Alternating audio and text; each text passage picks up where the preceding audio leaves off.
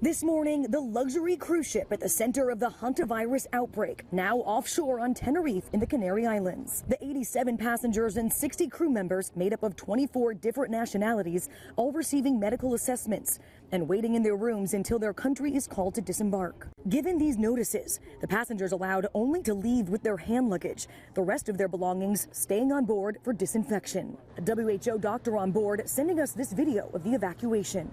Right here, these are the first people allowed off that ship. We can see around 5 people on board right now. They're all in full hazmat suits as they're being ferried to the shore here. Passengers then seen boarding military-guarded buses before heading to the airport. Spanish authorities saying disembarkation will be carried out in groups based on nationality. Only when the aircraft bound for a specific country is on the runway, ready to fly to that country, will nationals of that country be disembarked and taken there using transport provided by the Spanish Army. For the 17 American passengers on board, the U.S. State Department announcing a special flight. CDC personnel will escort them on a chartered flight to the National Quarantine Unit in Omaha, Nebraska. It's the same facility used to quarantine patients in the early days of the COVID-19 pandemic. Now, CDC officials tracking this new hantavirus outbreak say that there is no mandatory quarantine for those Americans returning to the U.S. We spoke with Dr. Steve Kornfeld, an American oncologist on board who stepped in to become the ship's de facto lead doctor after the original doctor got sick. On the phone, he describes the moment he realized he was now leading the response to a full-blown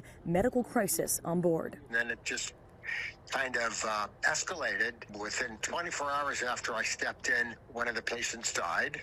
And the other two, the physician and one of the other staff members, were getting progressively thicker. Wow.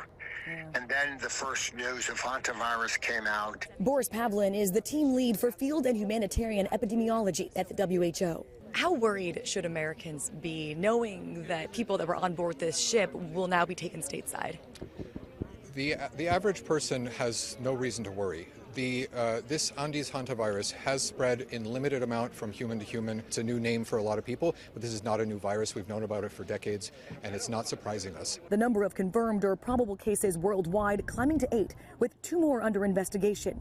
3 people have died. In the United States, health officials are monitoring at least 9 Americans in 6 states, Arizona, California, Virginia, Texas, Georgia, and New Jersey, for possible infections, though none have shown symptoms.